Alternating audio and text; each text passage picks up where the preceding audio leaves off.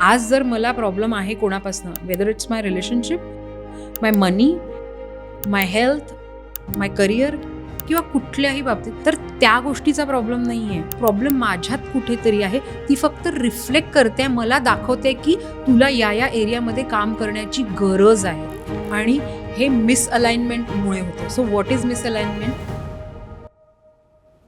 आपल्या विचारांबद्दल विचार करण्याची जेव्हा सवय आपल्याला लागते, तेव्हा आपल्याला कळतं की खरंच हे आपल्यासाठी गरजेचं आहे का. 98% people don't know this unconventional way. Only 2% of the people in this world knows this way, आणि they are successful like anything. नमस्कार, मी प्रसाद. देसीपॉडच्या आजच्या पॉडकास्टमध्ये मी तुमच्या सगळ्यांचं स्वागत करतो. आजच्या ज्या आपल्या गेस्ट आहेत त्या आहेत पूजा वाखरकर. पूजा वाखरकर या एक सर्टिफाईड लाईफ कोच आहेत, रिलेशनशिप काउन्सिलर आहेत, त्याचबरोबर त्या रेकी मास्टरही आहेत आणि त्याचबरोबर इंडियन इन्स्टिट्यूट ऑफ मॅनेजमेंट कोलकाताच्या ॲल्युमिनाय पण आहेत. या सगळ्या क्वालिफिकेशननी पूजा या लोकांना त्यांच्या लाईफमधल्या पर्सनल आणि प्रोफेशनल गोल्स अचीव्ह करायला मदत करतात. त्याचबरोबर त्या रेकी मास्टर असल्यामुळे लोकांना त्या फिजिकल, स्पिरिच्युअल आणि इमोशनल हिलिंग करायलाही मदत करतात. आपल्या शरीरामध्ये 7 चक्राज असतात, त्या वेगवेगळ्या लेवलला ॲक्टिवेट करून आपण या सगळ्या गोष्टी अचीव्ह करू शकतो हे ते लोकांना पटवून देतात. मॅनिफेस्टेशन किंवा एनर्जी ब्लॉकेजेस हे शब्द तुम्ही वारंवार ऐकत असाल. ह्या गोष्टींचं जर तुम्ही योग्य मार्गदर्शन घेतलं तर तुम्हाला आयुष्यात हवंय ते तुम्हाला अचीव्ह करता येईल असं त्यांचं म्हणणं आहे. आजच्या आपल्या आयुष्यात आपल्याला भिडणाऱ्या प्रश्नांपैकी 70% प्रश्न हे पैशाला घेऊन असतात. याच विषयाला घेऊन आम्ही त्यांना प्रश्न विचारलेत आणि त्या प्रश्नांची उत्तरं त्यांनी दिली आहेत. तुम्हालाही तुमच्या प्रश्नांची उत्तरं हवी असतील तर हा पॉडकास्ट तुम्ही जरूर शेवटपर्यंत बघा. चला तर मग सुरू करूया मनी मॅनिफेस्टेशनवरचा हा स्पेशल पॉडकास्ट.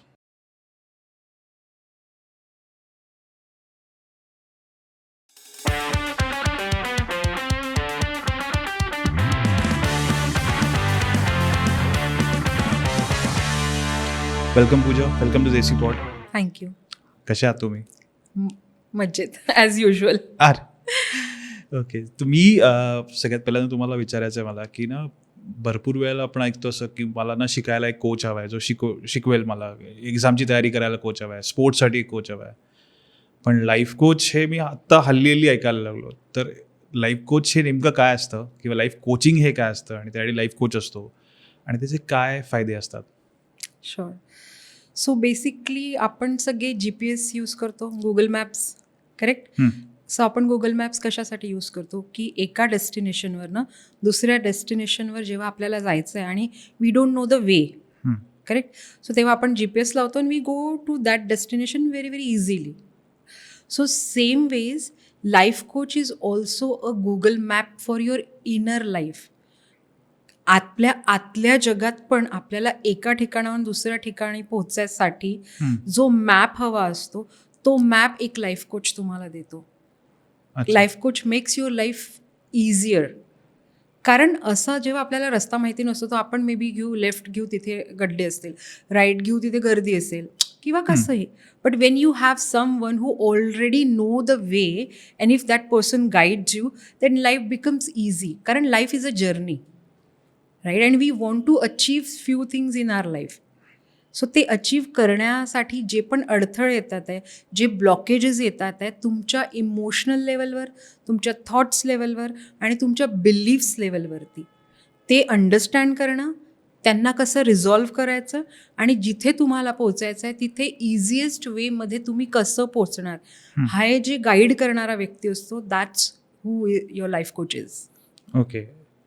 सो मला एक प्रश्न याच्यानंतर की what is a difference between therapy आणि life coach? Definitely. So therapy म्हणजे काय की एखाद्या गोष्टीमधनं आपल्याला जेव्हा हील व्हायचं असतं, मे बी काही पास्ट ट्रॉमा असेल किंवा एखादी गोष्ट असेल जी कुठेतरी तुम्हाला हील करायची, तेव्हा a therapist can help you to resolve that thing. But life coach is a person who gives you the strategy how to go forward in your life. म्हणजे एक्झॅक्टली आपल्याला एक मॅप बनवून देतो, दॅट्स अ ॲक्शन प्लॅन की ही गोष्ट achieve करण्यासाठी तुम्हाला right turn घ्यावं लागेल, मग लेफ्ट टर्न घ्यावं लागेल, मग सरळ जावं लागेल, and then you reach to your destination. So way forward जो असतो आपला तो सांगणारा म्हणजे एक लाईफ कोच. आणि therapist is just a who gives you healing or who helps you to deal with that particular situation or problem. Okay, limited time पुरता जो हां, असतो तो correct, थेरपिस्ट correct. असतो आणि life coaches it's a vast term. आणि life कोचिंगमध्ये दोन्ही गोष्टी होतात, म्हणजे of course we heal also and we show a way forward also. Okay. नाव व्हॉट म्हणजे काय इन्स्पिरेशन होतं तुम्हाला की लाईफ कोचिंग करायला पाहिजे आपण लोकांसाठी, किंवा आपण लाईफ कोच झालं पाहिजे? सो ॲक्च्युली असं म्हणायला गेलं तर लहानपणापासूनच मला अशी आवड होती म्हणजे बोलायची स्पेशली. आणि I have come from a corporate background, so I work for MNCs also, अच्छा. Fortune 500 companies. I was doing good in my job is well. But नेहमी सतत असं वाटायचं की देर इज समथिंग मिसिंग, म्हणजे तो आनंद फील होत नव्हता. Even though I was a achiever, performer, but कुठेतरी काहीतरी मिसिंग होतं. हं. आणि ते सतत माझ्या आतमध्ये होतं, पण ते मला कळत नव्हतं की काय मिसिंग आहे. So then I started working on it. आणि जेव्हा करोना हिट झाला तेव्हा तर मला हे खूप प्रकर्षाने जाणवलं की आज सगळ्या लोकांकडे सगळं काही आहे, पण तरी दे आर सो फिअरफुल आणि they need some or the other person to guide or lead in their life. आणि तेव्हापासनं then I started working on myself also. कारण मी कुठेतरी I was very strong while dealing my emotion. कारण आपण करोनामध्ये पण जेव्हा बघितलं, fear was the only thing, त्याच्यामुळे खूप लोक गेलेत. सो त्यांना करोना नव्हता किंवा मे बी एवढा सिव्हिअर नव्हता, बट तरी डेथ रेट वाढल्या का? कारण दॅट फिअर वॉज देअर आणि तो त्यांच्यावरती हावी होता. पण लोकांना हे माहितीच नाही की त्या फिअरला डील कसं करायचं. आणि I was very much able to handle all those things during that time. आणि देन आय डिसाइडेड की जर मी हे स्वतःसाठी करू शकते, I can help out with to people also. आणि माझ्या लाईफमध्ये पण खूप काही अशा गोष्टी झाल्या, म्हणजे असं नाही आहे की my life was very smooth. Of course I have also gone through many ups and downs in my life. But तेव्हा मी स्वतःवरती काम केलं. I read many books. So आत्ताला मी जर एक बुक सांगेल जी मला ज्या बुकनी हेल्प केलं, दॅट बुक म्हणजे the name of the book was the code of extraordinary mind. Okay. हे जे बुक आहे ते विशिन लखियानी म्हणून, he is a NRI only, he is a Indian हे, आणि ही इज सेटल्ड इन आता US. सो त्यांचं हे New York best selling author book म्हणून, म्हणजे ॲमेझॉनवरती बेस्ट सेलिंगवालं हे आहे यांचं. सो ते मी बघितलं आणि त्याच्यात त्यांनी सांगितलं की आपणच स्वतः कशी स्वतःची किल्ली असू शकतो, कसं बनायचं, what you need to change to get the desire results in your life. म्हणजे ते पुस्तक वाचल्यानंतर माझ्या माइंडसेटमध्ये 360 डिग्री चेंज झाला. आणि when I change my mindset, I was able to change my life.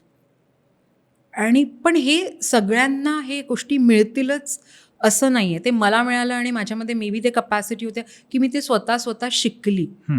But there are people who don't have time, may be who don't have that resources also.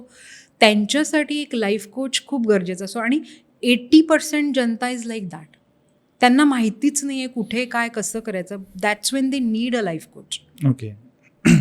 परत एकदा की लाईफमध्ये मला एका लाईफ कोचची गरज आहे असं जाणवण्यासाठी जे काय इंडिकेटर्स आहेत, किंवा काय म्हणतो आपण संकेत म्हणू किंवा इंडिकेटर्स असतील, किंवा कुठे मला असं जाणवलं पाहिजे की यार नाही, आता मला हे नाही सुचत आहे आणि आय शुड बेटर कन्सल्ट. जसं एखादा आजारी पडल्यावरती 2 दिवस आपण घरी आजार काढतो अंगावरती, पण तिसऱ्या दिवशी पण जर बरं नसेल तर we definitely seek a doctor. Definitely. तर त्या केसमध्ये कधी वाटतं की लाईफ कोच गरजेचं आहे, एखाद्याने जाऊन कन्सल्ट केलं पाहिजे लाईफ कोचला? राईट.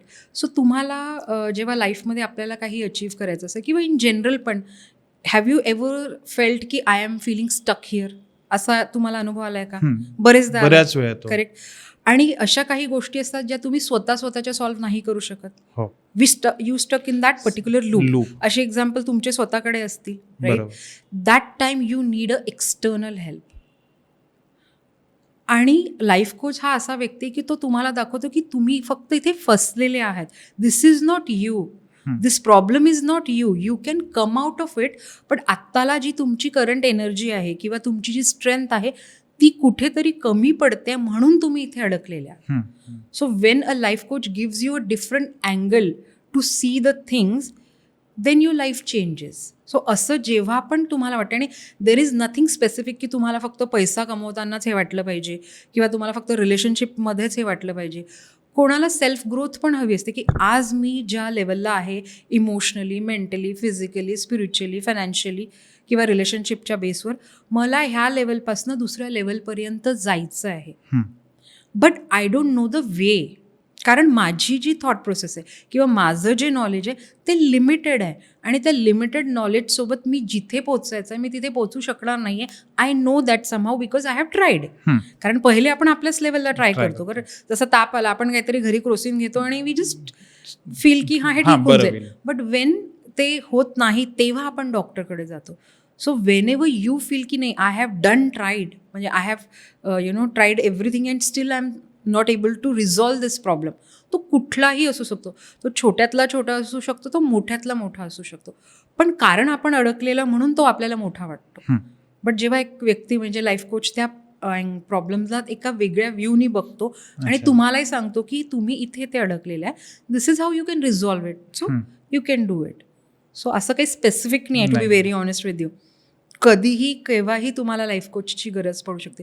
सो आत्ता जसं आपण मोस्टली तुम्ही स्टार्टिंगला म्हटलं की क्रिकेटर्स जे लाईफ कोच असतात, सो ते काय करतात. आता तेंडुलकर आहे, तो खेळतो, म्हणजे स्किल्स त्याच्यामध्ये आहे ऑब्व्हियसली, राईट.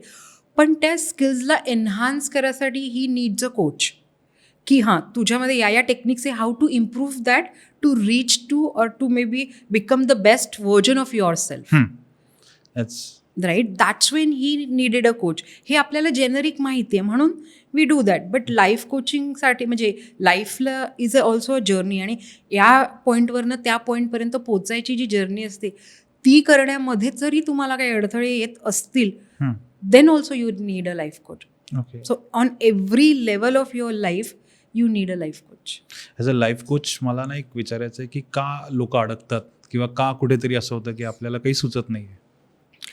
कारण आपलं जे नॉलेज असतं, आता नॉट नेसेसरीली, फॉर एक्झाम्पल तुम्ही पॉडकास्ट करता, right. So you have the technical knowledge की कसं करायचं, कॅमेराचा अँगल कसा असला पाहिजे, लाईट्स कसे असले पाहिजे, what should be how we can make it more interesting और वगैरे.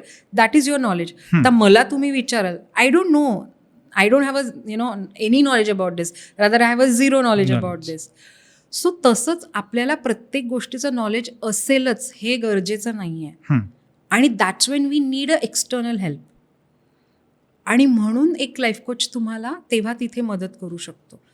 कारण हे शक्यच नाही आहे की तुम्ही सगळं नॉलेज स्वतः एकत्र कराल किंवा सगळं बघाल. We don't have time, right. That's when we are dependent on everybody. The society is all dependent on each other. So तेव्हा definitely you need someone. Maybe कारण ते पण आहे की आपल्याला आपलं कळत नाही, बिकॉज आपल्याकडे एक परसेप्शन असतं. पण जेव्हा पर्स्पेक्टिव्ह मिळतं त्यावेळेला आय थिंक गोष्टी सोप्या होत असतात. करेक्ट. जसं आपण म्हटलं की तुम्ही सध्या ग्राउंड फ्लोअरवर आहे, तर ग्राउंड फ्लोअरवरनं जी तुमची व्हिजिबिलिटी आहे, तुम्हाला जे जे समोर दिसतंय, दॅट इज युअर रियालिटी. पण असं नाही आहे, टॉप फ्लोअरवरनं ती वेगळी रियालिटी असू शकते. जोपर्यंत तुम्ही ग्राउंड फ्लोअरवरनं टॉप फ्लोअरवर नाही जाणार, यू डोंट इवन रिअलाइज की हे पण दिसू शकतं मला, करेक्ट, किंवा हे पण रियालिटी आहे. So that's when you change your view to see the things, तर तेव्हा आपल्याला त्याच गोष्टी वेगळ्या प्रकारे दिसतात आणि मग त्या सहज होतात. म्हणजे आपण म्हणतो ना, successful people don't do different things, they do things differently. आता आपण वेगळ्या प्रकारे कसं करणार, जेव्हा आपण आपलं परसेप्शन बदलणार. आणि ते परसेप्शन आपण स्वतः नाही बदलू शकत, बिकॉज ते आपल्याला त्या परिस्थितीची आपली ती रियालिटी असते. म्हणून तेच आपल्यासाठी सत्य आहे. पण जेव्हा दुसरा एखादा व्यक्ती सांगतो की हे सत्य आहेच, पण याच्या व्यतिरिक्त हे पण सत्य आहे, सो जर तू ह्या मार्गाने गेलास किंवा गेलीस तर तुला तुझे जे रिझल्ट्स आहेत ते बदलतील. सो इट्स लाईक की आपण एक पिक्चर बघतोय, जसं आपण एक DDL जे आपण म्हणू, त्याचा एंड आपल्याला माहिती आहे की हा पर्टिक्युलर एंड आहे. पण जर आपल्याला एंड वेगळा पाहिजे असेल तर आपल्याला स्टोरी पण बदलायला लागेल ना. आपण लाईफमध्ये तिथेच आपल्याला प्रॉब्लेम येतो की आपला पिक्चर जो असतो आपण त्याचप्रमाणे रन करत असतो, पण आपल्याला रिझल्ट वेगळे पाहिजे असतात. ते होणार नाही जोपर्यंत आपण स्टोरी चेंज नाही करणार, कॅरेक्टर चेंज नाही करणार. अच्छा, असं. So that's how it is. Okay. पण बऱ्याच वेळेला ना असं होत असेल ना, लोक म्हणतात की नाही मला सगळं कळतंय, करेक्ट, मी अहम ब्रह्मास्मी, मला सगळं येत आहे. सो असं होऊ शकतं की माणूस स्वतःचा लाईफ कोच होऊ शकतो through out his life. Definitely. So आता जे लाईफ कोच आहेत आज भरपूर लाईफ कोच आहेत राईट, तर ते पण असेच झाले ना, कारण त्यांच्या आयुष्यात त्यांनी कुठेतरी ते स्टक झाले. Definitely I have also referred many people, माझे पण मेंटॉर आहेत. प्रत्येकाला मेंटॉरची गरज असतेच. पण जेव्हा आपल्या लक्षात येतं की मी माझा प्रॉब्लेम तर सॉल्व्ह करूच शकतो, but with this knowledge I can help other people also, right. मग तेव्हा आपण एक लाईफ कोच म्हणजे बनू शकतो basically.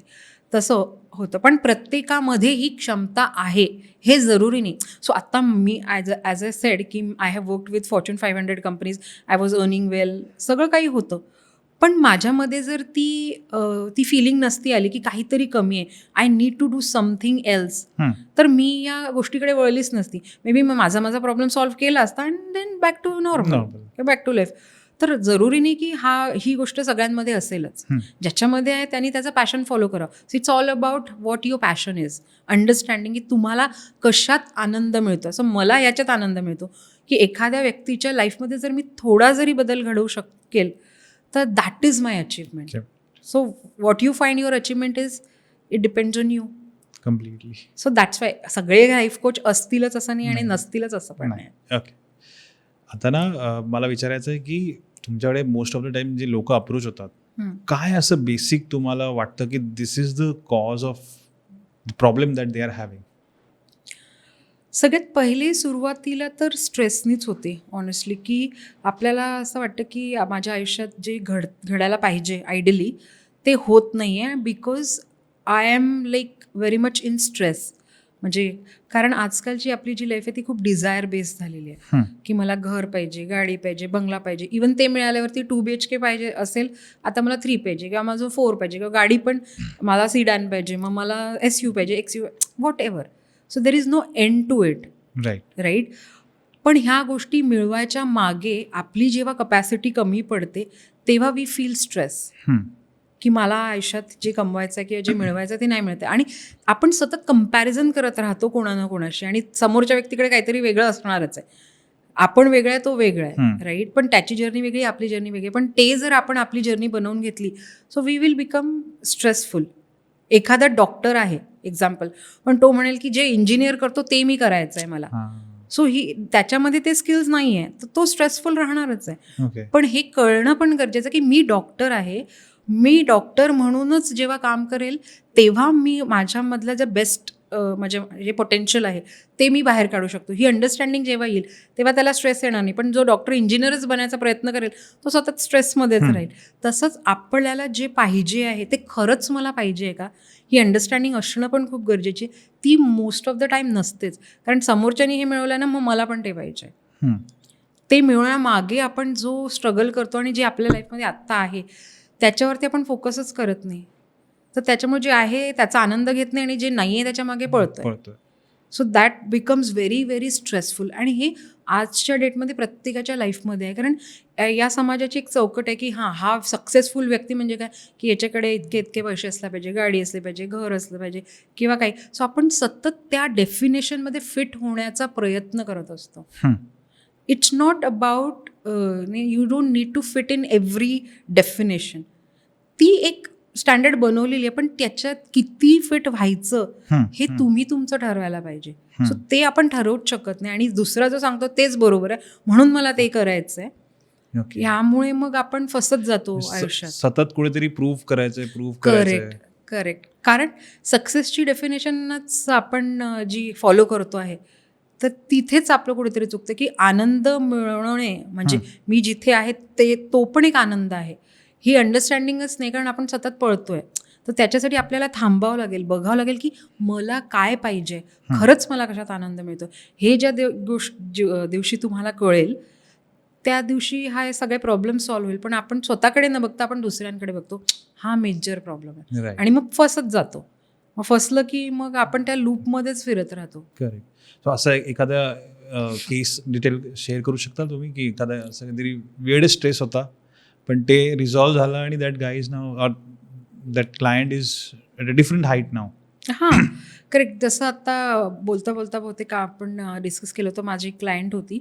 She was a very good performer, individual perform करायची ती, आणि त्याच्यामुळे तिला तिच्या बॉसने म्हणजे कंपनीने प्रमोशन द्यायचं ठरवलं because she was a good performer.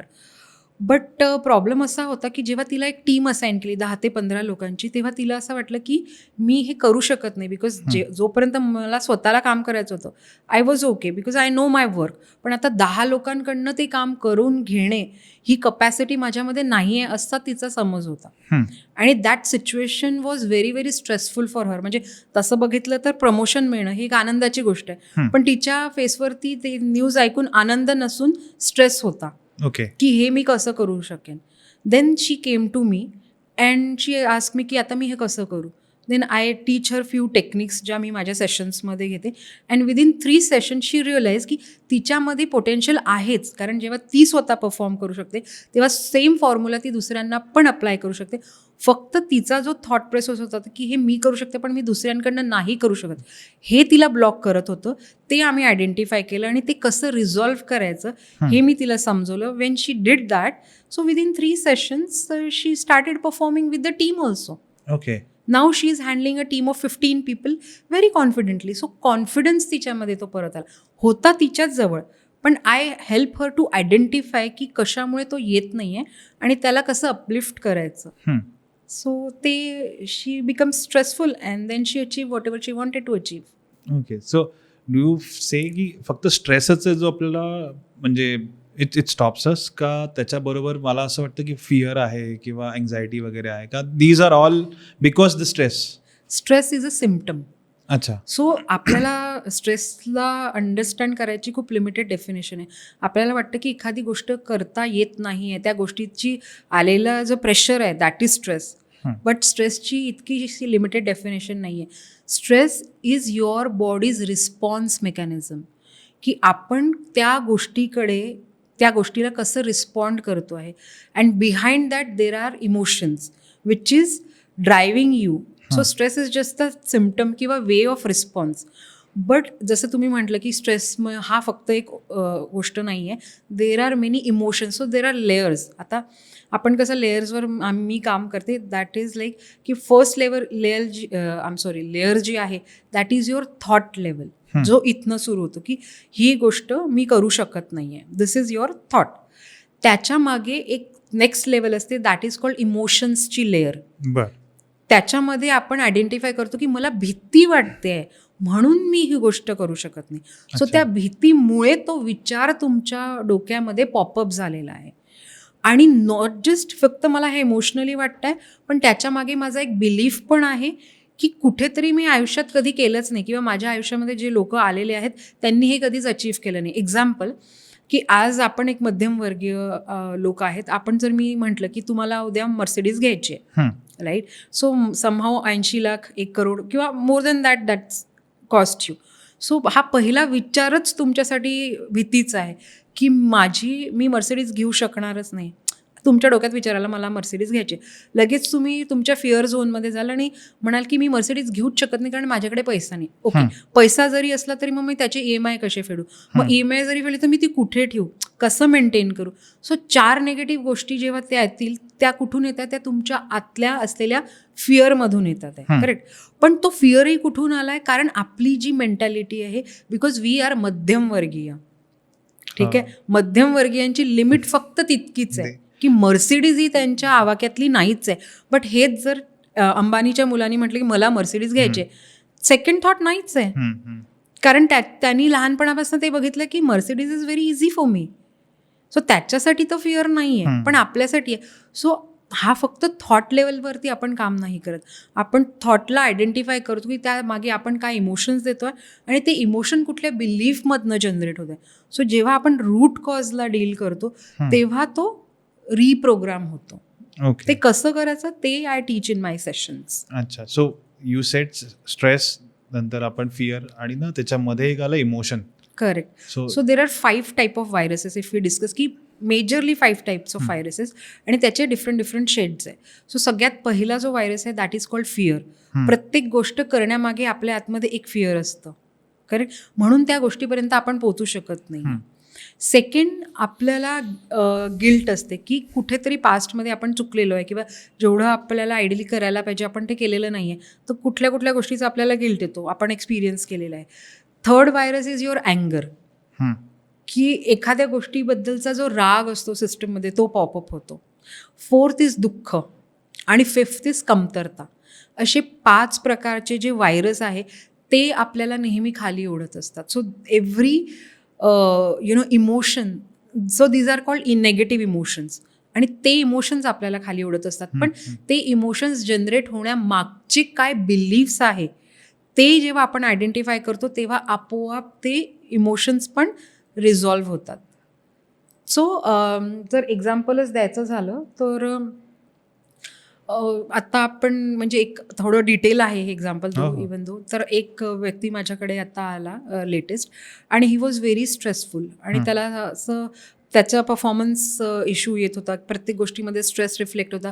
तो खूप रागानी सगळ्या गोष्टींना वरती रिॲक्ट करायचा, म्हणजे छोट्यातली छोटी गोष्ट झाली तरी ओव्हर रिॲक्शन असायचं त्याचं.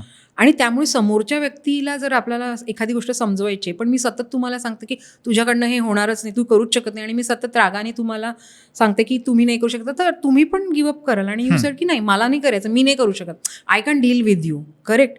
सो प्रॉब्लेम असा झाला की त्याला दुसरा रस्ताच माहिती नव्हता की समोरच्या व्यक्तीला आपण समजावून कसं सांगायचं, बिकॉज राग वॉज हिज बेसिक इमोशन. म्हणजे कुठल्याही गोष्टीला तो रागांनीच रिफ्लेक्ट व्हायचा, आणि समोरच्या व्यक्तीला तो काय सांगतो हे दिसण्याऐवजी त्याचा रागच दिसायचा. सो ते त्याच्यापर्यंत पोहोचायचंच नाही. तो राग जो होता that was the connection between a person आणि बी पर्सन. सो जे एक्झिक्यूट करायचं ते व्हायचंच नाही, आणि ह्या व्यक्तीला वाटायचं की मी याला सतत इतकं सांगतो तरी या व्यक्तीला हे कळतच नाही आहे. पण त्याला हे कळतच नव्हतं की माझ्या रागामुळे मला जे सांगायचं ते त्याच्यापर्यंत पोहोचत नाही. So when he came to me, I tell him की तुझा असा असा राग या गोष्टीमुळे ट्रिगर झालाय. So rather than just reacting with that person, you rectify or reprogram your अँगर. आणि जेव्हा तू तुझ्या अँगरला रिप्रोग्राम करणार तेव्हा तुझा जो सांगायची पद्धत आहे समोरच्या माणसाला ती बदलणार. ती बदलला की तुझे रिझल्ट्स बदलणार, आणि तुला फोकस कशावर करायचं आहे, रिझल्टवर करायचं आहे ना. मग ते फक्त पद्धत बदलायची गरज आहे, पण ते आपल्याला कळत नाही, कारण राग जो असतो तो आपला एक कोर होऊन जातो की नाही मला ह्या गोष्टी करायचं आहे तर मी अशाच प्रकारे सांगणार. असं एखादा व्यक्ती असतो त्याची पळवाट काढण्याची हे असते, म्हणजे एस्केपिझम म्हणतो की काहीही सांगितलं तरी तो काय करणार की मला नाही कळत, I just back off, right. But that's not the way. But to identify की मी हे एस्केपिझम माझ्यामध्ये कुठून आलं, कसं आलं, मला का भीती वाटते हे करायची, म्हणून मी पळतोय. सो ते जेव्हा आपल्याला कळतं की कुठल्या तरी गोष्टीतनं किंवा एखाद्या सिच्युएशनमधनं किंवा त्या एखाद्या प्रोग्रामिंगच्या लेयर्समधनं हे फिअर माझ्यामध्ये जनरेट झालं, आणि म्हणून मला फक्त पळवाटच काढणे हाच एक रस्ता माहिती आहे. तर तेव्हा ते जेव्हा त्या व्यक्तीला कळतं तेव्हा तो change the way of his response, आणि मग गोष्टी तशा बदलायला लागतात. स्ट्रेस नेमकं कशामुळे येतो पण? सो तसं तर खूप साऱ्या गोष्टी आहे, पण आपण ब्रॉडर लेवलला जर बघितलं तर आपल्या आयुष्यात 4 अशा मेन गोष्टी आहे जिथनं आपल्याला स्ट्रेस जनरेट होऊ शकतो. First is our health. जर एखाद्याची हेल्थ नसेल व्यवस्थित त्याच्यातनं आपल्याला स्ट्रेस क्रिएट होऊ शकतो. सेकंड, आपल्याला हवा जितका पैसा आपल्याला हवा आहे, मनी, तिथनं आपल्याला स्ट्रेस येऊ शकतो, तो जनरेट होत नाही आहे म्हणून. थर्ड, आपल्या रिलेशनशिपमधनं आपल्याला स्ट्रेस येऊ शकतो, because money and relationship are the major factor which drives us. Okay, right.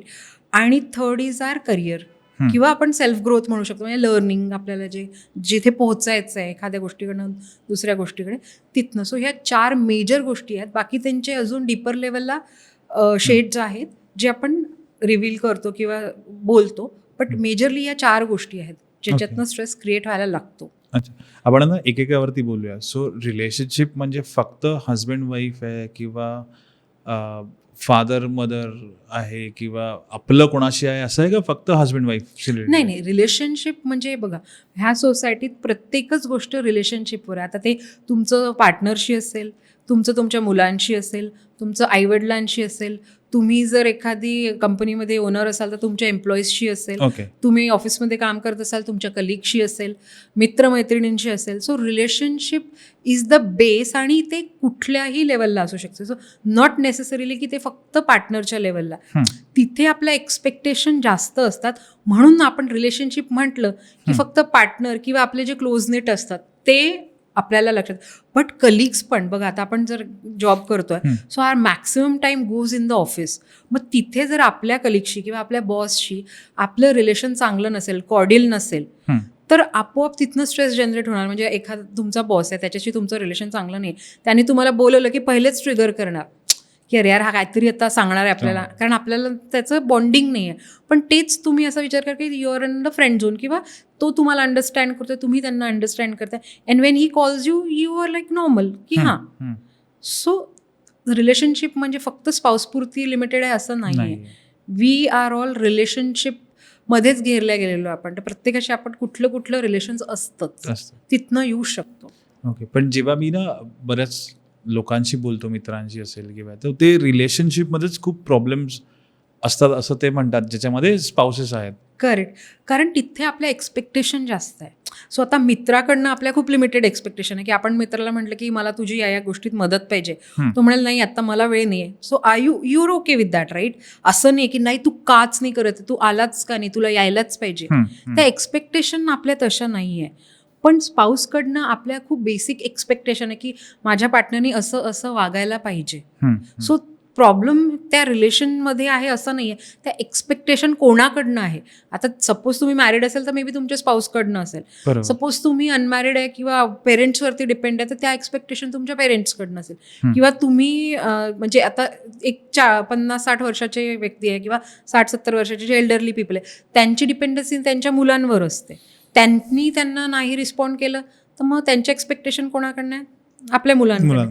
So तुमच्या एक्सपेक्टेशन कुठल्या व्यक्तीकडनं आहे, तो व्यक्तीमुळे तुम्हाला, त्या रिलेशनशिपमुळे तुम्हाला स्ट्रेस येतो. जनरली आपलं स्पाऊसकडनं असतं म्हणून आपल्याला असं वाटतं. मला एक असं उदाहरण द्या ना, ज्याच्यामध्ये एखाद्या रिलेशनशिपमध्ये स्पाऊसमध्ये लोकांनी अप्रोच केलं फॉर एक्स्ट्रीम रिझल्ट की डिवोर्स हवा आहे. आणि हो बेसिकली आत्ताच एक लेटेस्ट आहे माझे क्लायंट्स, तर त्यांना खूपच जास्त त्यांचा अँगर इश्यू आहे.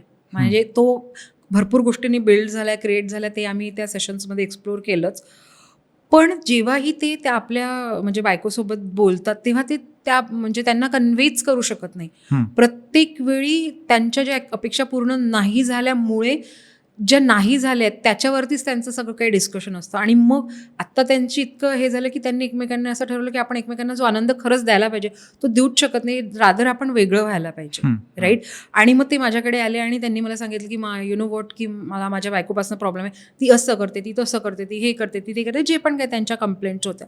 सो मी त्यांना म्हटलं की तुम्हाला असं वाटत असेल की तुमच्या बायकोला माझ्याकडे तुम्हाला पाठवायचं, पण हे चुकीचं आहे. कारण प्रॉब्लेम कोणाला आहे? तुम्हाला आहे. मग सोल्युशन कोणी करायला पाहिजे? तुम्हाला. जसं तुम्हाला ताप आला आणि तुम्ही म्हणाल दुसऱ्यांनी गोळी घेतली पाहिजे, हे तशातलं म्हणणं आहे. सो तुम्हाला प्रॉब्लेम आहे ना, म्हणजे कुठेतरी तुमच्या आतमध्ये अशा काही गोष्टी आहेत ज्या रिझॉल्व्ह नाही झालेल्या आहेत, तिथे तुम्हाला रिझॉल्व्ह करणं गरजेचं आहे. मग त्यांना मी एक अँगर कसा कंट्रोल करायचा किंवा त्याला डील कसं करायचं. Control is a wrong word though, कारण आपण एखादी नेगेटिव्ह गोष्ट कंट्रोल करतो आणि कंट्रोल केलं म्हणजे फक्त तेवढ्यापुरतीचं ते सोल्युशन आहे. सो कंट्रोल नाही, we have to release that अँगर, किंवा नेक्स्ट टाइम बोलताना तो अँगर रिफ्लेक्टच नाही केला पाहिजे. ओके. आणि मग तेव्हा त्यांनी त्या अँगरवरती काम केलं. Now he is feeling so relax, so calm. तीच बायको आहे, तेच विषय पण काय विशेष बदलणार नाही आहे, राऊंड अँड राऊंड आपले तेच विषय राहणार आहे. पण नाऊ त्यांच्या आतला तो अँगर नसल्यामुळे त्यांना तो त्रास होत नाही. सो मी एका पॉडकास्टमध्ये पण ऐकलं होतं, BK शिवानींनी सांगितलं होतं की जर तुमच्यामध्ये अँगरची फाईल आहे तरच समोरचा व्यक्ती तो अँगरची फाईल ट्रिगर करू शकतो. तुमच्यामध्ये जर दुःखाची फाईल आहे तरच तो समोरचा व्यक्ती ते दुःख ट्रिगर. सो समोरचा व्यक्ती इज जस्ट अ रिफ्लेक्शन किंवा ट्रिगर पॉइंट आहे तुमच्या आतमध्ये असलेल्या त्या नेगेटिव्ह इमोशन्सचा. ओके. म्हणून समोरच्या व्यक्तीला काम करण्याची गरज नाही आहे, तर आपल्याला काम करण्याची गरज आहे. So this is the one thing which you have to identify की आज जर मला प्रॉब्लेम आहे कोणापासनं, whether it's my relationship, my money, my health, my career किंवा कुठल्याही बाबतीत, तर त्या गोष्टीचा प्रॉब्लेम नाही आहे. प्रॉब्लेम माझ्यात कुठेतरी आहे, ती फक्त रिफ्लेक्ट करते, मला दाखवते की तुला या एरियामध्ये काम करण्याची गरज आहे. पण आपल्याला ते बघण्याचा तो दृष्टिकोनच नाही. आपल्याला वाटतं समाजात काहीतरी प्रॉब्लेम आहे, परिस्थितीत काहीतरी प्रॉब्लेम आहे, या व्यक्तीत काहीतरी प्रॉब्लेम आहे. सो म्हणजे हे असं नाही आहे की बाबा तू जा, तुझ्यासाठी हे चांगलं आहे, मला जायला पाहिजे, हे Correct. जोस्तोर कळत नाही तोस्तोर people should not approach life coach. Right. So तेच आहे की जसं मी तापाचं एक्झाम्पल दिलं की तुम्हाला ताप आहे आणि तुम्ही म्हणता समोरच्यानी गोळी घ्यायला पाहिजे, हे जितकं कळणं सोपं आहे तसंच हे सोपं आहे जेव्हा तुम्ही सेशन्सला येतात आणि ते अंडरस्टँड करतात की मला त्रास होतोय ना, म्हणजे मला रेक्टिफाय करण्याची गरज आहे. समोरच्याला जेव्हा त्रास होईल तेव्हा तो येईल, ज्याला त्रास होतो त्याला ठीक करण्याची गरज आहे. समोरच्याला नाहीच आहे, कारण त्याला नाही होतं, he or she is comfortable with that. So आपण कुठली गोष्ट बदलतो ज्या गोष्टीचा आपल्याला त्रास होतो. जर समोरच्याला त्याचा त्रासच होत नाही तर आपण किती त्याला जबरदस्ती करणार, तर तो नाही बदलणार ना. आणि मग त्याच्यावर पण आपण त्रागा करून घ्यायचा, दॅट क्रिएट्स अ स्ट्रेस.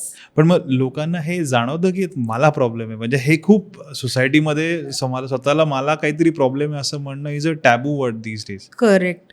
तेच आहे, कारण बघा लहानपणापासून आता आपण लहान मुलांना पण शिकवतो. सपोज लहान मुलगा पडला खाली तर आपण काय करतो, जमिनीला हात तुझा काही प्रॉब्लेम नाही, जमिनीचा प्रॉब्लेम आहे.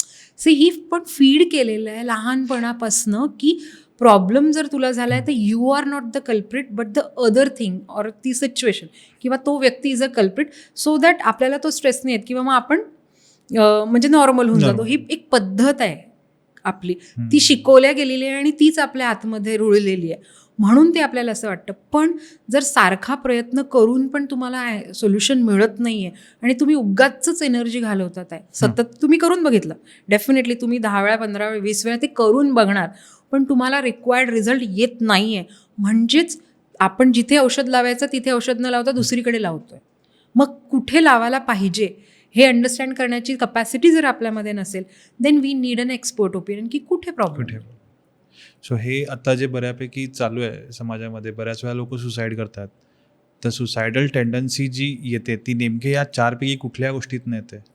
ॲक्च्युली बघा, हे रूट कॉज आहे कुठूनही येऊ शकते. It's like every factor is connected with each other. Like a गाडी, आपण एक कारचं एक्झाम्पल घेतलं, ते कारला 4 टायर आहे, ठीक आहे. एका टायरमध्ये तुम्ही फुल हवा भरली आणि बाकीचे 3 पंक्चर आहे, किंवा इवन 3ही फुल आहे आणि 1 पंक्चर आहे, तरी तुमच्या जीवनाची गाडी चालणार नाही, राईट. त्या 4ही टायर्समध्ये प्रॉपर तितकी हवा पाहिजे जितकी त्या गाडीला चालवण्यासाठी रिक्वायर्ड आहे. सो नॉट नेसेसरीली की हे एकाच फॅक्टरमधनं येतं किंवा ह्या पर्टिक्युलर गोष्टीमधनंच येतो. ज्या गोष्टीचं महत्त्व आपल्याला किंवा जी गोष्टी मिसिंग आपल्या लाईफमध्ये, तिथनं हा प्रॉब्लेम येतो. सो फॉर एक्झाम्पल, माझी क्लायंट होती आणि she was like very young, म्हणजे मे बी त्यावेळेस जेव्हा तिने, आता 5 वर्ष झालेत तिला माझ्याकडे येऊन, सो तेव्हा ती आय थिंक 25 वर्षाची असेल मुश्किलने, 24 ते 25 वर्षाची होती. आणि she was earning very well, दिसायला चांगली होती, financial condition is very good, she was working with a good MNC आणि she was earning like 45 lakhs at that time. म्हणजे at this age she was earning very good. म्हणजे बघायला गेलं तर तिला काहीच प्रॉब्लेम नव्हता. बट ड्युरिंग दॅट पिरियड जेव्हा करोना हिट झाला, तेव्हा एवढ्या न्यूजवरती तिने ऐकलं की करोना जर झाला तुम्हाला तर हे होतं, ते होतं, हार्टचा प्रॉब्लेम येतो, असा प्रॉब्लेम. ते तिच्या माइंडनी फिक्स करून घेतलं आतमध्ये आणि करोना तिला झाला आणि त्याच्यानंतर ती रिकवर पण झाली, because she was very young. पण तो जो थॉट होता तो घर करून गेला तिच्या आतमध्ये आणि तो इतक्या डीप लेवलला रूटेड झाला की जेव्हाही ती बाहेर जायची किंवा थोडं जरी नॉर्मल जरी हार्टबीट वाढलं किंवा बीपीची मशीन जरी लावली तरी तिचे हार्टबीट्स वाढायला लागायचे, कारण तिच्या मागे तो थॉट होता की नाही काहीतरी प्रॉब्लेम आहे. कारण ते जे रेसिड्यू होतं त्या करोनामध्ये तिच्या आतमध्ये गेलेलं ते तसंच होतं, त्याला केटरच केल्या गेलेलं. वरवरच्या स्तरावर ते सगळं नॉर्मल झालं, पण आतमध्ये कुठेतरी ते फसून गेलं होतं. मग ती स्माईल करायलाच विसरून गेली. म्हणजे जी बाहेर जायची आणि जेव्हा लोक स्माईल करायचे तेव्हा तिला जेलस फील व्हायचं की हे नॉर्मल कशी आणि मी कशी नाही आहे. Otherwise being normal is very normal, but for her ते नॉर्मल नव्हतं. त्याच्यामुळे ती आतल्या आत इतका त्रास व्हायला लागला की मग तिने पब्लिकली जाणंच बंद केलं. ती एकट्यात राहायला लागली, मग अजून त्या विचारांच्या गर्तेत राहायला लागली आणि कोणालाच काही कळायचं नाही, कारण सगळ्यांना म्हणणं हेच होतं की it's not that big deal आणि तुला काहीच नाही, तुझे सगळे वायटल किंवा फिजिकल रिपोर्ट्स जे ते एव्हरीथिंग इज ओके. म्हणजे जे डॉक्टर्स असतात बेसिकली फिजिशियन, त्यांच्याकडे ती गेली, त्यांनी सगळे जे रिक्वायरमेंटचे रिपोर्ट्स होते ते सगळे काढले, एव्हरीथिंग वॉज नॉर्मल. कारण बॉडी लेवलला तिला काही झालेलंच नव्हतं, माइंड लेवलला झालं होतं. तेव्हा तिच्या माइंडला केटर करणं गरजेचं. So when she came to me, she need an external force, कारण तिची जी एनर्जी होती त्या गोष्टीला रिझॉल्व्ह करायची ती कुठेतरी कमी पडत होती. Then I give that energy to her. आणि देन मग पहिल्या सेशनमध्ये जेव्हा ती घरी गेली, तिचा मला नंतर कॉल आला आणि तिने मला म्हटलं की यु नो वॉट, मी हसली आज जाताना आणि ते मला नंतर रिअलाइज झालं की मी हसणंच विसरून गेली होती. So smiling is so normal thing, ती ते पण विसरून गेली होती. सो किती क्रॉनिक लेवलला ला त्रास होत असेल, पण बघताना आपल्यासाठी तो नाही इझी आहे, पण जाणार. ती फसली होती ना त्याच्यात. करेक्ट. आणि त्याच्यातून तिला सुसायडल थॉट्स पण यायला लागले होते. ओके. सो तिथनं ती रिकवर झाली आहे. Now she is happily married, she has a kid also, she is doing very good. म्हणजे फायनान्शियली ती तशीच करत होती आणि इन एव्हरी एरिया. पण तो एक कुठेतरी फसलेला होता, तो निघाला and now she is perfectly all right. Okay, interesting आहे. पण मला अजून विचारायचं आहे की स्ट्रेसमुळे ना, मी जेवढं ऐकलं आहे त्याच्यामुळे तुम्हाला म्हणजे तुमचे जे आजार आहेत, क्रॉनिक असू दे किंवा कॅन्सरसारखे असू दे, तर ते स्ट्रेसमुळे होऊ शकतात. पण हे कधी होतं जेव्हा तुमच्यात तो स्ट्रेस आतमध्ये वर्षानुवर्ष आहे. Correct. तर त्यामुळे. पण डेली लाईफमध्ये म्हणजे ते खूप एक्स्ट्रीम स्टेट झाली, पण मला स्ट्रेस सुरू झाला आहे आणि मला रोज थोडं थोडं येतोय, कळत नाही मला आत्ता अजून. तर त्या केसेसमध्ये लाईफमध्ये डेली स्ट्रेसमुळे काय काय चेंजेस होतात? So this is basically stress reflect in every area of your life. आणि हे मिसअलाइनमेंटमुळे होतं. So what is misalignment? की तुमचे विचार वेगळे आहे, तुमचे इमोशन्स वेगळे आहे आणि तुमचे ॲक्शन्स वेगळे आहे. सो या तिन्ही गोष्टी जेव्हा अलाइनमेंटमध्ये येतात तेव्हा आपोआप तुमची लाईफ नॉर्मल लेवलला येते. आणि या जेव्हा मिसअलाइनमेंटमध्ये असतात तेव्हा your life goes for a toss. So example मी आता तुम्हाला सांगते की ऑफिसमध्ये मला थकवा आला आहे. एक्झाम्पल एखाद्या व्यक्तीचं आहे की मला थकवा आला, असा माझ्या डोक्यातमध्ये विचार आला. तर त्या थकवा येण्याच्या मागे जे फिलिंग्स आहे की मला टायर्ड फील होत आहे, मला फटीक फील होत आहे, that is on your emotion level. मग तुमच्या ॲक्शनमध्ये काय रिफ्लेक्ट करायला पाहिजे की मी एक कॉफी ब्रेक घेऊन येतो किंवा मी जस्ट 5-10 मिनटं वॉक करून येतो. राईट? ह्या असा विचारांशी related your thoughts, then your emotions, then your action, हे अलाइनमेंटमध्ये असेल तर आपण तसं करू. पण एखादा व्यक्ती त्याचा मिसअलाइनमेंटमध्ये की त्याला त्रास होतोय, थकल्यासारखं फील होत आहे, but still he is pushing himself की नाही मी अजून थोडं म्हणजे बसेन, मी नाही जाणार किंवा काय, त्रास होतो पण तो सहन करतो. आणि त्याच्या ॲक्शन्समध्ये पण त्याला अजून कोणीतरी काम देतो की बॉस म्हणतो की हां हे पण काम कर, तर तो नाही म्हणण्याच्या ऐवजी किंवा आत्ता नाही करणार म्हणण्याच्या ऐवजी हो मी करतो. सो याचे विचार, त्याच्या भावना आणि त्याच्या ॲक्शन ह्यांची अलाइनमेंटच नाही आहे कुठे. Okay, right? So that's create a misalignment. मग ते अगेन स्ट्रेसचं कारण असतं.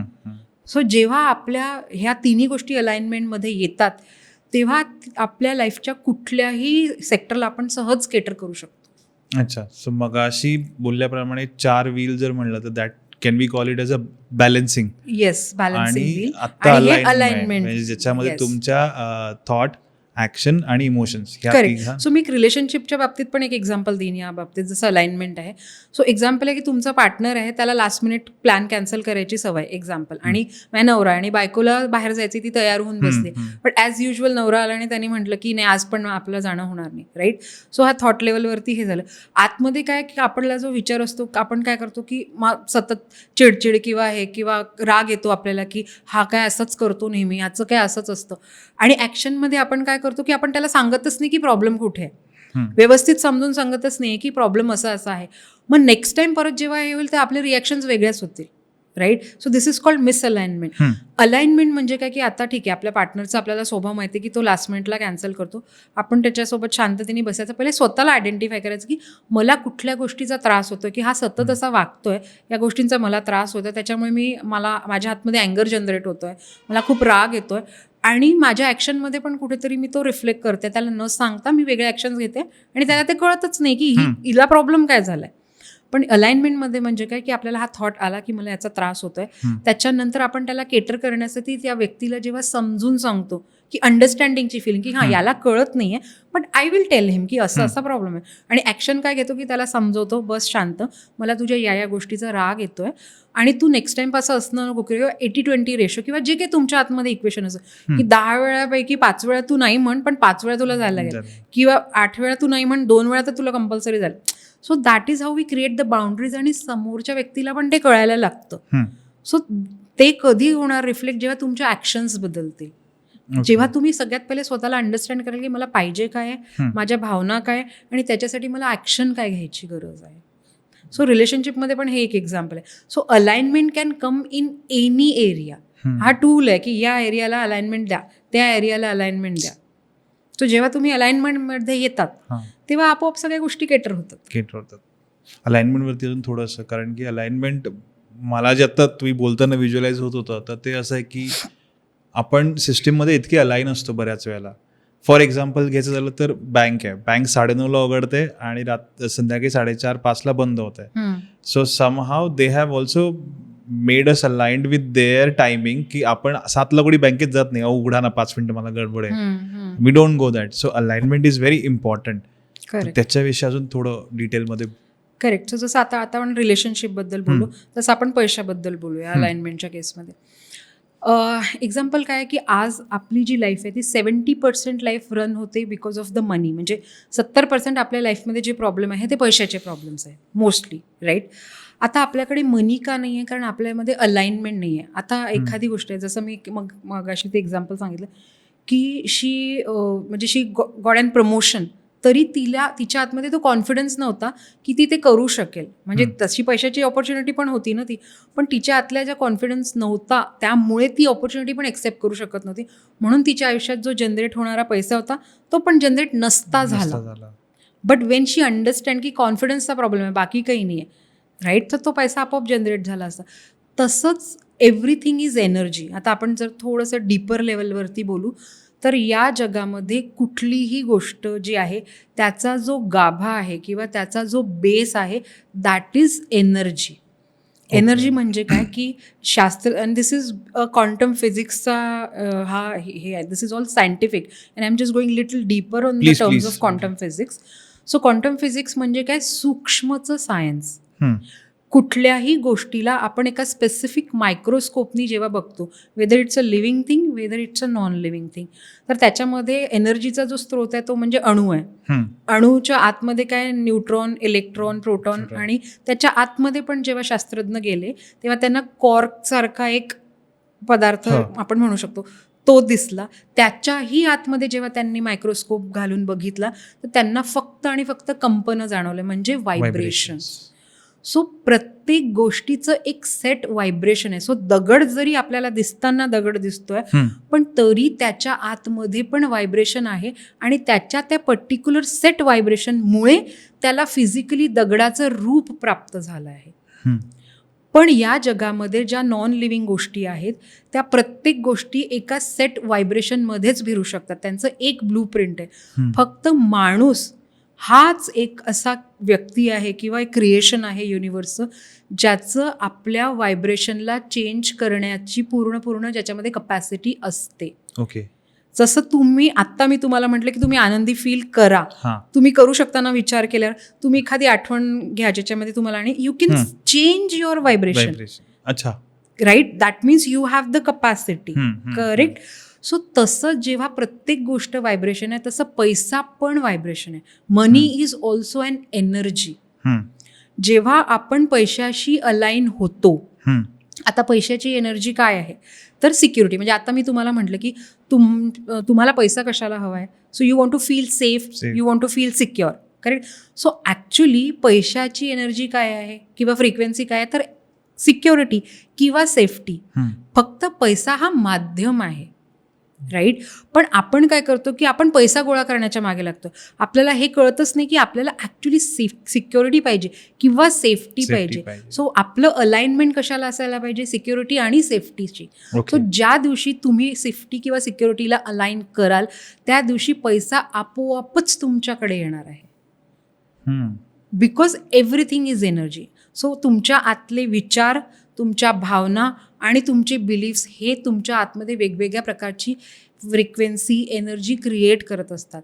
आणि ती अंडरस्टँड करून जेव्हा तुम्ही त्याच्याशी अलाइन होतात तेव्हा तुमच्या आयुष्यात जो तुम्हाला पैसा पाहिजे आहे तो तुम्ही अट्रॅक्ट करू शकता. सो माझ्या मनी मॅनिफेस्टेशनच्या ज्या कोर्सेस आहेत त्याच्यामध्ये मी हेच शिकवते की पैशाशी आपली अलाइनमेंट कशी क्रिएट करायची. आणि ती का क्रिएट होत नाही? कारण आपल्या ज्या नेगेटिव्ह इमोशन्स असतात, जसं आपण फिअर डिस्कस केलं, आपण अँगर डिस्कस केलं, ज्या आपण गिल्ट डिस्कस केल्या, ह्या सगळ्या नेगेटिव्ह इमोशन्स आपल्याला त्या अलाइनमेंटमध्ये जाण्यापासून रोखतात किंवा सॅबोटाज करतात किंवा अडथळे आणतात. ओके. इट्स लाईक मी एक सिम्पल एक्झाम्पल सांगते की इथून तुम्हाला डेक्कनपर्यंत जायचं आहे and if there is a lot of traffic, so ideally रस्ता मे बी अर्ध्या तासाचा असेल पण because of traffic it can become 1 hour 2 hour, may be कधी होऊ शकतो की असं काय असेल की तुम्ही पोचूच शकणार नाही. वर्स कम वर्स सिनारिओ, राईट. बट जेव्हा तुम्हाला माहिती आहे की इथे असं असं ट्रॅफिक आणि त्याला कसं अवॉइड करायचं किंवा काय, then you can do that. किंवा मला आत्ता या वेळेला नाही जायचं, मला दुसऱ्या वेळेला जाईल, राईट. सो तसंच आपण या विचारांच्या, या भावनांच्या, या बिलीफ्सच्या ट्रॅफिकमध्ये फसलेलो आहे. जेव्हा आपण हा रस्ता क्लिअर करू तेव्हा जिथे पोचायचं आहे, मग तो मनी असेल, मग तो रिलेशनशिप असेल, तो हेल्थ असेल, किंवा सेल्फ ग्रोथ असेल, की काहीही ते तुम्ही अचीव्ह करू शकता. हे जे नेगेटिव्ह विचार आहेत, this is your traffic. You have to clear it. आणि how to do that, so there is a technique to it. अच्छा. ते मी शिकवते in my EFT, through EFT. I use EFT plus reiki plus there are many techniques which is a mix and match combination. आणि म्हणून मी माझा जो approach आहे that's a holistic approach. I have done my psychology also, so I know the scientific ways and I know the spiritual ways also. So I have done many certifications also in the spiritual way. And that's why माझा जो approach आहे तो 360 degree approach आहे, की तुमच्या आयुष्यातल्या प्रत्येक गोष्टीकडे बघण्याचा दृष्टिकोन मी या वेगवेगळ्या टूल्स वापरून बदलते. कोणाला कसा सूट होतो, कोणाला कसा सूट होतो, depending upon your on psychology तुमची कशी आहे. तशीच पैशाची पण एक सायकोलॉजी, ती जेव्हा आपल्याला कळते तेव्हा पैशाशी असलेले आपले सगळे प्रॉब्लेम सॉल्व्ह होतात. राईट. सो एक्झाम्पल मी एक फक्त द्यायचं की एक व्यक्ती होता, त्याचं लोन होत नव्हतं, राईट.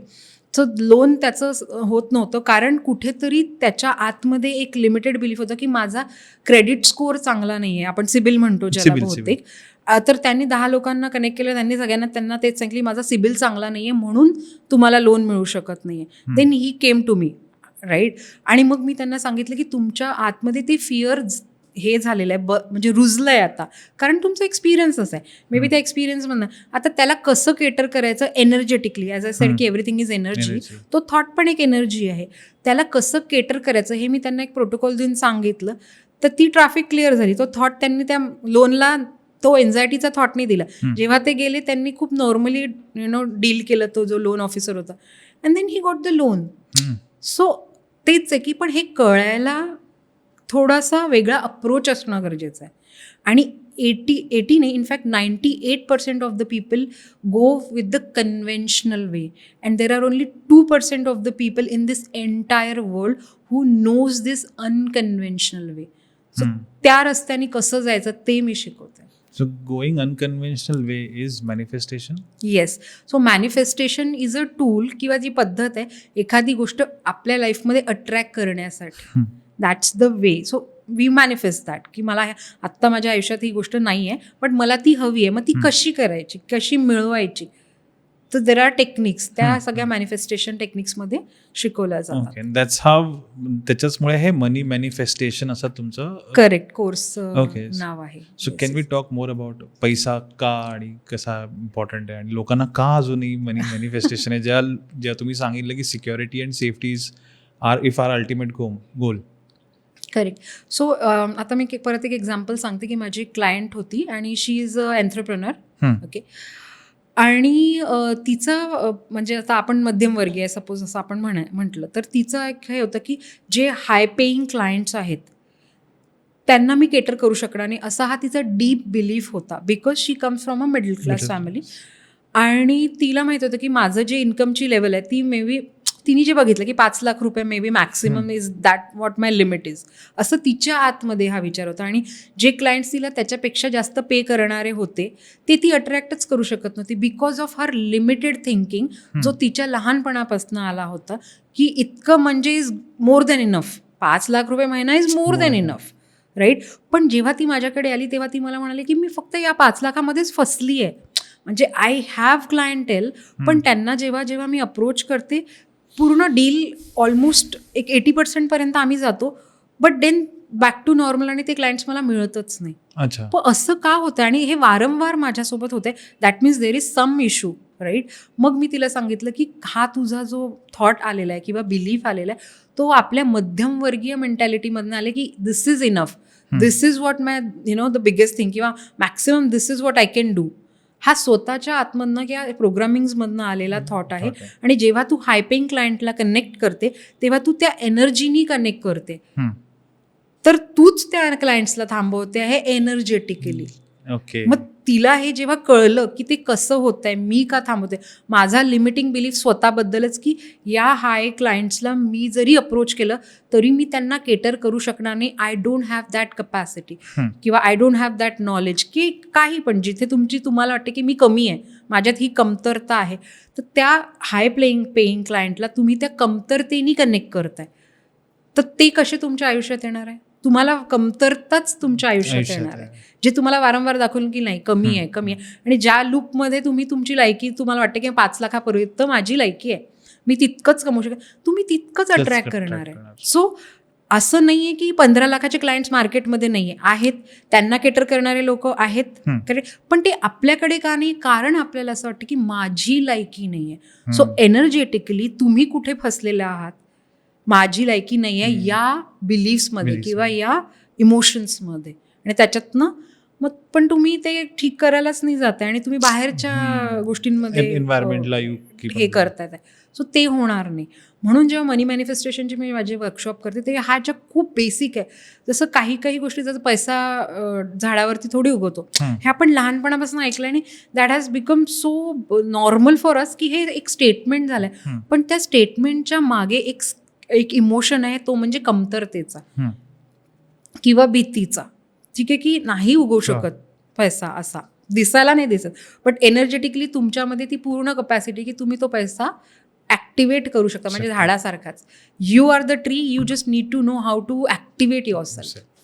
ते आपण करतो जेव्हा आपण आपल्या या लिमिटिंग बिलीफ्सवरती काम करतो. जसं माझी लायकी नाही आहे, आय एम अनलकी, राईट, किंवा इतकंच मध्यमवर्गीयांची, हां करेक्ट, हेच माझं आयुष्य, करेक्ट.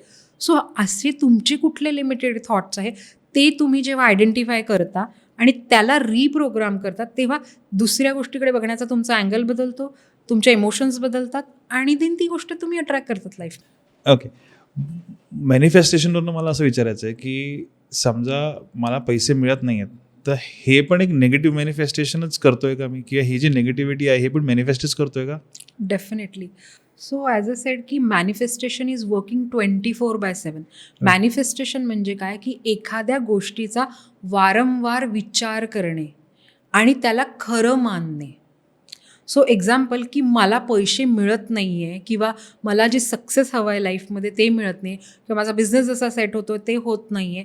सो कंटिन्युअसली तुम्ही तुमच्या माइंडला काय फीड करताय की हे होत नाही आहे.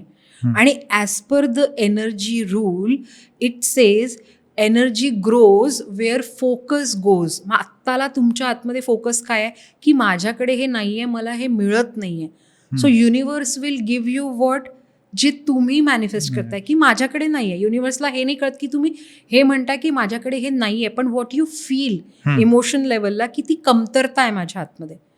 So as per the second rule of energy it's called like attract like किंवा लॉ ऑफ रेझोनन्स. म्हणजे तुमच्या आतमध्ये ज्या प्रकारच्या इमोशन्स आहेत किंवा भावना आहेत त्यालाच हे युनिवर्स रिस्पॉन्ड करणार. सो भावना काय आहे? कमतरतेची, की पैसा नाही आहे, हे कमी आहे, ते कमी आहे. मग तुम्ही निसर्गामध्ये काय टाकताय की हे कमी आहे, तर निसर्ग कसा किंवा हे ब्रह्मांड कसं रिस्पॉन्ड करेल? त्या कमतरतेला रिस्पॉन्ड करेल की अजून कसं कमी. अशा तुमच्या आयुष्यात परिस्थिती येतील, प्रसंग येतील, लोक येतील, इव्हेंट्स होतील की ते प्रत्येक वेळेस तुम्हाला तेच जाणून देईल की हो हे माझ्या आयुष्यात नाही आहे. म्हणजेच मॅनिफेस्टेशन इज वर्किंग 24/7. जसं एक गार्डन आहे, आपण जसं म्हटलं की माइंड इज अ गार्डन. या गार्डनमध्ये जर तुम्हाला फुलं हवे आहेत, सो तुम्ही काय करणार? फुलांचे झाडं येणारे बी टाकणार. तुम्हाला फळं हवे आहेत, फळं टाकणार, करेक्ट. पण जर तुम्हाला फुलं हवे आणि तुम्ही फळांचे बीज टाकता आणि तिथे बसून म्हणताय की फळं का नाही येते किंवा फुलं का नाही येते, सो ते निसर्गाच्या रूलप्रमाणे येणारच नाही, कारण तुम्ही कसलं बीज टाकताय. म्हणून awareness is the first thing which we need to understand की मी माझ्या आतमध्ये काय पेरतोय तेच उगवणार आहे. तुम्ही पेरताय का आहे आणि उगवायचं वेगळे एक्सपेक्टेशन करणार आहे, ते होणं शक्यच नाही आहे. त्याचं अवेअरनेस आणणं गरजेचं आहे. म्हणून आपल्या थॉटला मॉनिटर करायचं की पूर्ण दिवसात 24 तासात माझी मेजॉरिटी थॉट्स काय आहे, मी स्वतःला कसली एनर्जी देतोय. Because you are the creator of your life. आपण जसं म्हणतो की मी माझ्या जीवनाचा शिल्पकार आहे, म्हणजे काय की डीप डाऊन या विचारांनी, या बिलीव्सनी, या इमोशन्सनी मी स्वतःला रोज घडवतोय. मग तुमचे विचार काय आहेत हे तुम्हाला कळणं गरजेचं आहे, किंवा त्या विचारांचा विचार करणं गरजेचं आहे. आणि जर त्याच्याने तुम्हाला रिझल्ट्स येत नसतील म्हणजे तुमचं इनपुट बदलणं गरजेचं आहे. म्हणजेच तुम्ही जे पेरताय ते बदलणं गरजेचं आहे. ओके. आणि तुम्ही नेगेटिव्ह पेरताय म्हणून ते नेगेटिव्ह उगतं. म्हणजेच काय की मॅनिफेस्टेशन इज वर्किंग 24/7. ओके. पण त्याच्यासाठीच मग आपण असं म्हणतो की आपल्याला इंट्रोस्पेक्ट केलं पाहिजे, किंवा जर आपण खूप निगेटिव्ह विचार करत असेल तर कुठेतरी आपण सेल्फ क्रिटिकही केलं पाहिजे स्वतःला. सो असं काही आहे? राईट. सो काय होतं की आपण एखाद्या गोष्टीचा जेव्हा विचार करायला लागतो, सो एका विचाराने दुसऱ्या विचाराने तिसरा, असं एक लूप क्रिएट होतं. विचार करणं गरजेचं आहे की माझ्या आयुष्यात ही गोष्ट होत नाहीये. Right. That is the problem. Now if you are focusing on the problem की होत नाहीये, so where your focus is going प्रॉब्लेमकडे. राईट. मग आणि एक सेल्फ क्रिटिकमध्ये ते कसं कन्वर्ट होतं की सतत मग मी स्वतःला क्रिटिकच करतो की हे होत नाहीये. Right. But what introspection says की हे होत नाहीये जोपर्यंत आपल्याला कळालं की हे होत नाही. आता नाव आय गॉट टू नो की हे होत नाही, which comes from the self introspection मधनं हे आपल्याला हा विचार आला की हे कळत नाही. Now what's next is the focus we need to shift from problem to solution. So introspection हा गरजेचंच आहे, पण ते अति इंट्रोस्पेक्शन जेव्हा होतं की एका विचाराने दुसऱ्याने तिसरा, आणि हे जे लूप क्रिएट होतं आणि आपण त्यात सतत फिरत राहतो, that becomes the critic. Okay. म्हणजे आपण स्वतःलाच सॅबोटाज करतो, कारण ही आपली एनर्जी आहे ती आपण प्रॉब्लेमकडे फोकस करतो ना की सोल्युशनकडे. आणि हे जर आपल्याला ठीक करायचं असेल तर याच्यामध्ये मी तुम्हाला एक सिम्पलचं एक हे सायन्स जे आहे ते समजून सांगते की we have 2 type of brain. एक आपला लेफ्ट ब्रेन आहे, एक आपला राईट ब्रेन आहे. Left brain is all logical, जे इंट्रोस्पेक्शन आहे की हे होत नाही, this is a logic, this is a reality. आणि right brain is your magic, म्हणजे क्रिएटिव्हिटी, की ते कसं घडवायचं, ते तिथनं तुम्हाला सोल्युशन येणार. Right. Either you are stuck in the left brain, मग तुम्ही लॉजिकमध्येच राहाल की होत नाही कसं होतं आणि असंच व्हायला पाहिजे तसंच व्हायला पाहिजे, किंवा मग तुम्ही ओव्हर राईट ब्रेनमध्ये जाल की तुमचा लॉजिकशी काय दूरपर्यंत संबंध नाही, ते पण इज नॉट करेक्ट. म्हणून एव्हरी टाईम इवन बुद्ध पण म्हणतात की त्यांच्या सगळ्या ज्या टेक्निक्स होत्या त्या creating a balance in your life. So आपल्या लाईफमध्ये आपण बॅलन्स कसं क्रिएट करू शकतो, तर आपला लेफ्ट ब्रेन आणि आपला राईट ब्रेन जेव्हा बॅलन्समध्ये येईल त्याला म्हणतात कोहरन्स. दोन्ही कोहरन्समध्ये किंवा मध्ये येईल, बॅलन्समध्ये येईल, तेव्हा यू नो की इंट्रोस्पेक्ट कुठपर्यंत करायचं आहे, आणि देन ऑल्सो यू नो की आता हे इंट्रोस्पेक्शन नाही, आता हे क्रिटिकमध्ये जात आहे. ही अंडरस्टँडिंग तेव्हा येते जेव्हा आपण आपल्या लेफ्ट आणि राईट ब्रेनला बॅलन्समध्ये आणतो, कोहरन्समध्ये आणतो. टू ओव्हरकम ह्या सगळ्या गोष्टींवरती मात करण्यासाठी तुम्ही कोणत्या टेक्निक वापरता? Okay. So as a life coach I have different techniques which I use for my clients. त्याच्यामध्ये EFT is one of the technique. EFTचा फुल फॉर्म असा आहे, इमोशनल फ्रीडम टेक्निक. जसं आपण डिस्कस केलं की आपल्या नेगेटिव्ह इमोशन्स हा आपला रूट कॉज आहे आपल्या लाईफमध्ये जे पण आपण मॅनिफेस्ट करतोय. So EFT is a cleansing therapy, ज्याच्यामध्ये आपण आपल्या नेगेटिव्ह इमोशन्सला पॉझिटिव्ह कसं करायचं ह्याच्यावरती ते क्लिन्झिंग करतं. बिकॉज जसं आपण एनर्जी डिस्कस केलं होतं की total energy is one. Correct. So either energy cannot be created nor destroyed, it can only be transform. म्हणजेच आयदर तुम्ही नेगेटिव्हला पूर्णपणे काढू नाही शकत, पण तुम्ही नेगेटिव्हपासनं पॉझिटिव्हकडे जाण्याची जर्नी जी असते ती तुम्हाला सक्सेस देते. आणि EFTमध्ये ती क्लिन्झिंग होते की नेगेटिव्हपासनं पॉझिटिव्हपर्यंत कसं ट्रॅव्हल करायचं ते मी तुम्हाला शिकवते. त्याच्यामध्ये तुमच्या नेगेटिव्ह इमोशन्स म्हणजे जे काही बिलीफ्स असतात त्या सगळ्या क्लीन होतात, आणि then your default is your positive only. कारण तो कचरा आहे, तर तो साफ झाल्यावरती सगळं काही ठीक होणारच आहे. तो कचरा कसा साफ करायचा that I teach in the EFT. आणि दिस इज अ सायकोसेन्सरी सिस्टम, म्हणजे आपल्या बॉडीवरती काही मर्मबिंदू आहे. बरं. जसं ॲक्युप्रेशरमध्ये आपण एखाद्या पॉईंटला प्रेस करतो तर तिथला जो ब्लड फ्लो असतो तो नॉर्मल होतो आणि तिथे जे पेन असते ते आपलं दूर होतं, राईट. सो सेम वेज आपले एनर्जेटिक ब्लॉक काय आहेत जे इमोशनच्या स्वरूपात आपण स्टोअर करतो, जसं आपण ते 5 व्हायरसेस आपण डिस्कस केले, तर ते व्हायरसेस आपण इमोशनच्या फॉर्ममध्ये आपल्या बॉडीमध्ये कुठेतरी स्टोअर करून ठेवतो. त्याच्यामुळेच आपल्याला बघा बॅकएक होत आहे किंवा हेडेक होतो आहे किंवा काय, there are so many things जिथे आपली बॉडी हे स्टोअर करून ठेवते.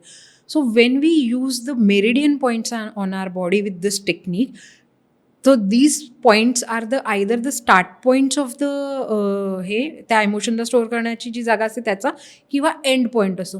तर त्या पॉईंट्सवर जेव्हा आपण टॅप करतो एका विशिष्ट स्टेटमेंट्स म्हणून, तेव्हा तिथली एनर्जी रिलीज होते, ती जी निगेटिव्ह एनर्जी, आणि आपला नॉर्मल फ्लो येतो. मग तसा जो जसा आपला फ्लो अडकलेला आहे की पैशाचा फ्लो अडकलेला आहे, रिलेशनशिपमध्ये होत नाही आहे, हेल्थमध्ये काही प्रॉब्लेम येतो, करिअरमध्ये, बिझनेसमध्ये काय, तर त्या जिथे जिथे ते इमोशनल ब्लॉकेजेस अडकले ते आपण क्लीन करतो आणि देन तो फ्लो रेग्युलर होतो. So you become default. Okay. असं. So first technique is EFT.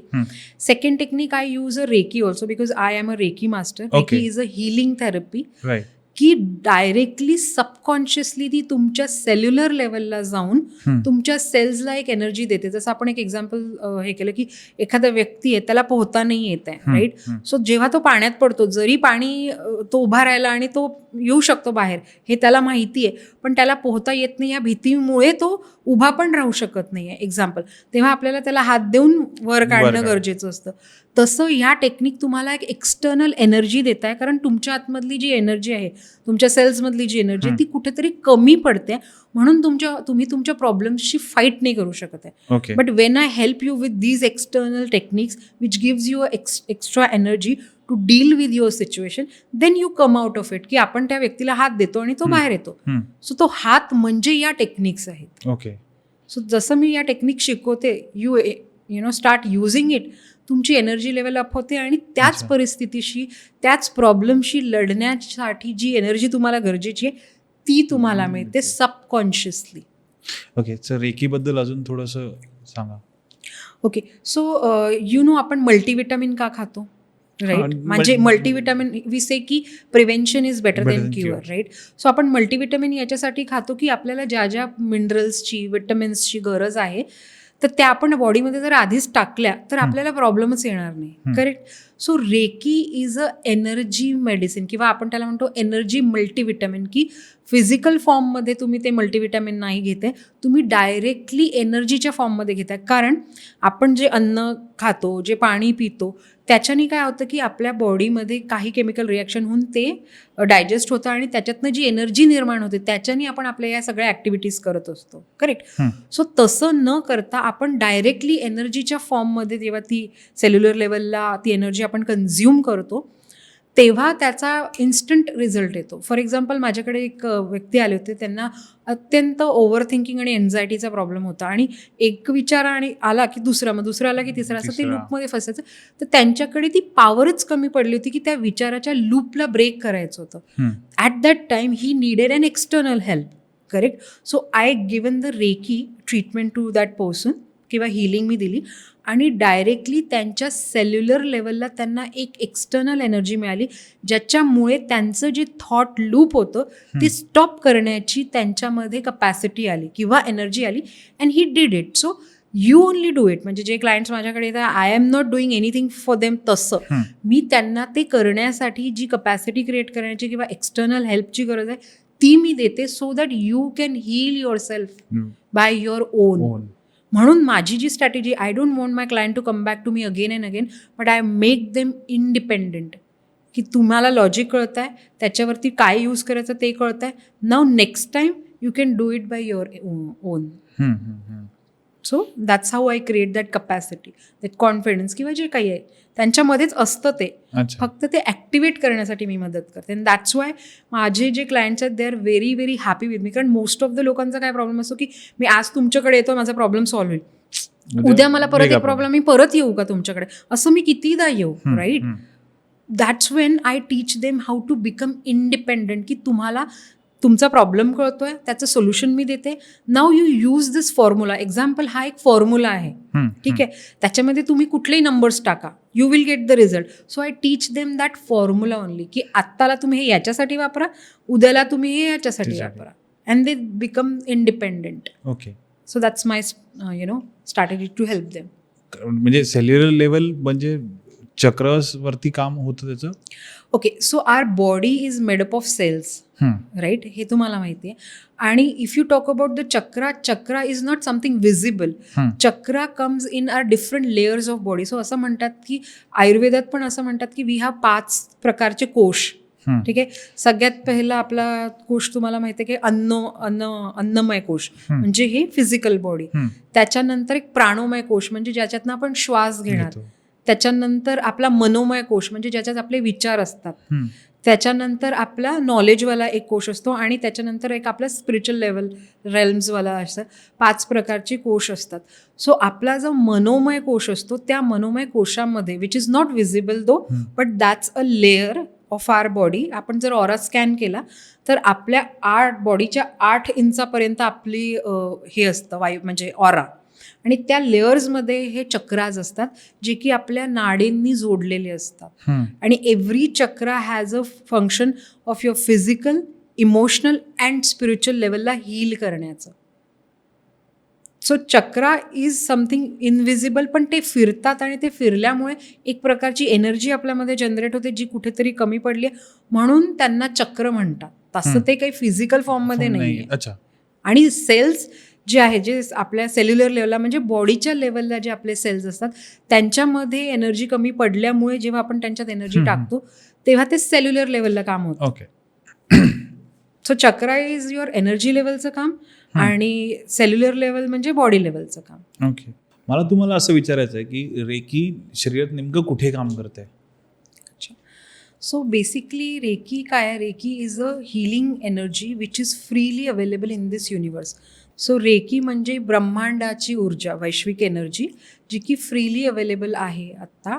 फक्त आपण आपल्या चक्रांच्या थ्रू ती आपल्या आतमध्ये येत असते. So when we do reiki we heal our chakra. So चक्रांच्या थ्रू आपण ती एनर्जी रिसीव्ह करत असतो आणि तुमचे चक्र त्याच्यामध्ये अलाईन होतात. कारण जसं आपण डिस्कस केलं की प्रत्येक चक्राचं एक इमोशनल, एक फिजिकल आणि एक स्पिरिच्युअल कनेक्शन असतं. सो तुमच्या बॉडीमध्ये काही फिजिकल प्रॉब्लेम झाला तरी चक्रांनी तुम्ही ते रिझॉल्व्ह करू शकता. इमोशन्सच्या लेवलवरती जरी तुम्ही चक्रांना अलाईन केलं तरी ते इमोशन्स म्हणजे हील होतात. आणि स्पिरिच्युअल लेवलवरती पण हील होतात. सो रेकी तुमच्या या चक्रांवरती डायरेक्टली काम करते. बट जसं मी तुम्हाला मगाशी सांगितलं की I want to make my clients independent, म्हणून मी नुसतं हिलिंग नाही करत, तर मी त्यांना रेकी शिकवते पण, की ते त्यांच्या घरी स्वतः रेकी कसं करू शकतील. So that's a 2 days workshop. Saturday Sunday असं वीकेंडला मोस्ट लाईकली होतं. 9 to 5 असं असतं. त्याच्यामध्ये त्यांचे चक्रास ट्यून होतात. देर इज अ सॅक्रेड प्रोसेस.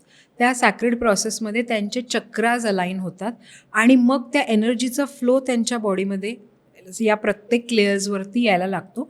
आणि that's how they start healing themselves. So आता मी एक एक्झाम्पल सांगते की माझं एक क्लायंट होते फिजिकल लेवलचा. सपोज त्यांना बीपीचा खूप त्रास होता. त्यांचं बीपी ऑलमोस्ट 200 पर्यंत असायचं, which is very very risky, right, for the heart level.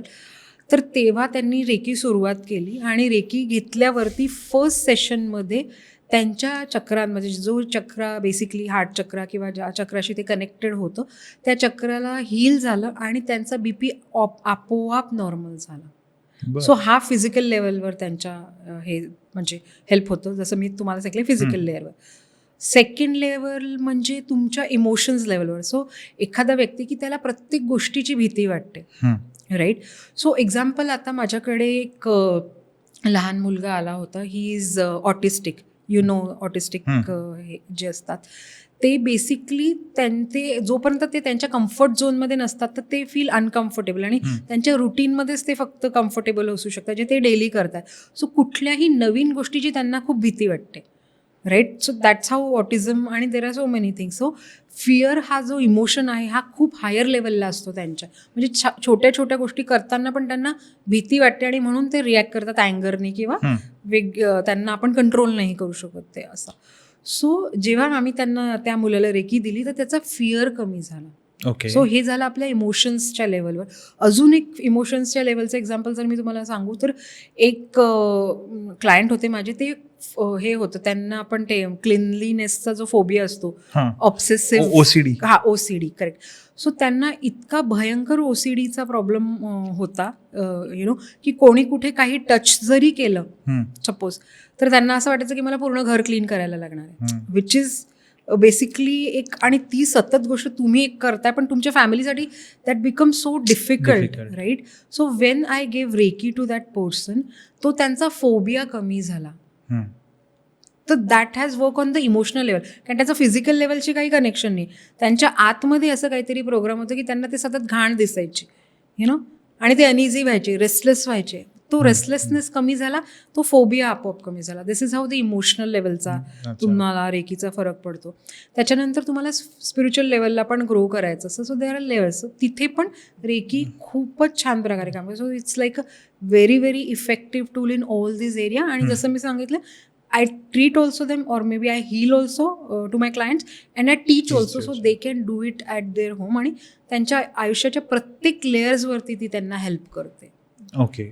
So आता झालं हे जे तुम्ही करता ते, पण एक मला तुम्हाला विचारायचं आहे towards the end of this episode, की अशा काही टिप्स आहेत का की तुम्ही ज्या देऊ शकाल आपल्या लिसनर्सला, आपल्या ऑडियन्सला, की ज्याच्यामध्ये ते त्यांच्या लाईफला डे टू डे येणाऱ्या स्ट्रेसला दे कॅन काउंटर इट, और they can rather try to balance it? Definitely. So जसं आपण मगाशी पण डिस्कस केलं होतं की awareness is the first thing. आपल्या विचारांबद्दल विचार करण्याची जेव्हा सवय आपल्याला लागते तेव्हा आपल्याला कळतं की खरंच हे आपल्यासाठी गरजेचं आहे का. सो स्ट्रेसला हँडल करण्याचा सगळ्यात पहिला जो इझिएस्ट वे आहे तो म्हणजे थांबणे. Just sit in silence for 5 minutes. उठल्या उठल्या आपण जे सुरुवात करतो की लगेच कामाला सुरुवात होते की आता हे करायचं, आता ते करायचं. So first thing in the morning, give 10 minutes to yourself. आपल्या दिवसाला तुम्ही कसा प्लॅन करायचं काय ते तुम्ही नंतर ठरवू शकता, but just sit in silence आणि आज मला काय करायचं आहे ह्या गोष्टीबद्दल विचार करायचा, किंवा आज मला काय पाहिजे ह्या गोष्टीबद्दल विचार करायचा, त्याच्यासाठी मला काय करायचं आहे ह्या गोष्टीबद्दल विचार करायचा. आपोआप तुम्हाला स्टिलनेसमधनं क्लॅरिटी येते, कारण क्लॅरिटी येणं गरजेचं आहे. पण आपण जेव्हा दिवसाची सुरुवात झाल्यावरच लगेच धावायला लागतो की मला हे करायचं, मला ते करायचं, तिथनं प्रॉब्लेम सुरू होतात. तो awareness is the first thing, की विचारांचा विचार करायचा तो आहे. सिटिंग इन स्टिल, की 5 ते 10 मिनटं फक्त स्वतःसोबत बसायचं, कारण we are the source of everything. म्हणजे तुमचा पैसाही तुम्हीच जनरेट करणार आहे, तुमचे रिलेशनशिप ही तुमच्या याच्यावरती डिपेंड करतात आहे, त्यानंतर तुमची हेल्थ पण तुमच्यावरतीच डिपेंड आहे. So you are the source of everything. पण आपण सोर्समध्येच काम नाही करत आहे. म्हणून स्वतःला मी टाईम देणं किंवा एक ते 10-15 मिनटं स्वतःसाठी ॲफर्मेशन्स म्हणणं, हे सगळं आता मी तुम्हाला याच्यामध्ये एक रेडीमेड PDF किंवा लिंक्स देईन. त्याच्यामध्ये how to handle stress with simple and easy steps, त्या स्टेप्स पण मी तुम्हाला देईल. सो तुमच्या व्ह्युअर्सला त्या कामी येतील. आणि meditation is also one of the way. Breath work is the best way, आणि ते तुम्ही कुठेही कसंही करू शकता, राईट.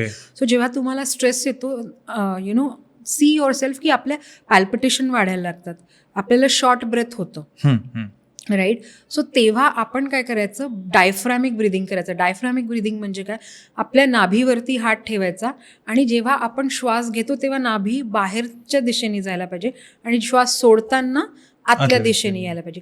असं कॉन्शियस ब्रिदिंग करायची, दॅट इज कॉल्ड डायफ्रॅमिक ब्रिदिंग. हे लहान मुलं खूप करतात. आपण जेव्हा लहान मुलांना बघतो ते झोपलेलं असतात, त्यांचं पोट फुलतं आणि आत येतं. पण जसं जसं आपण मोठं होतो आपण डीप ब्रीथ करणं विसरूनच जातो, आपण शॅलो ब्रीथ करतो. म्हणून स्ट्रेसला सगळ्यात पहिले हँडल जर करायचं असेल इझी वेनी, तर ते आहे तुमच्या ब्रेथ वर्क करायचा.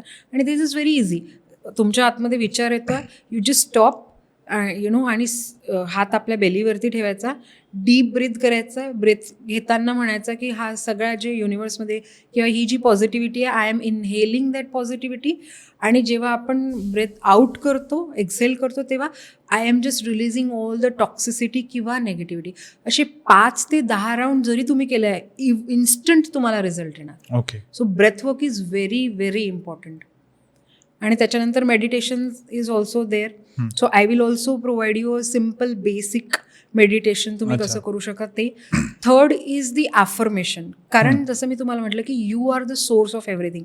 तर तुम्हालाच वाटत नाही की तुमची लायकी आहे पैसा कमवण्याची, तर पैसा तुमच्या आयुष्यात येणार नाही. करेक्ट. सो जेव्हा मी ॲफर्मेशन देईल, ॲफर्मेशन म्हणजे काय, एक कंटिन्युअस प्रोग्राम जो तुम्ही स्वतःला फीड कराल. आत्ता तुम्ही स्वतःला काय फीड करता की मी हे करू शकत नाही, किंवा माझी लायकी नाही आहे, किंवा I don't have that capacity.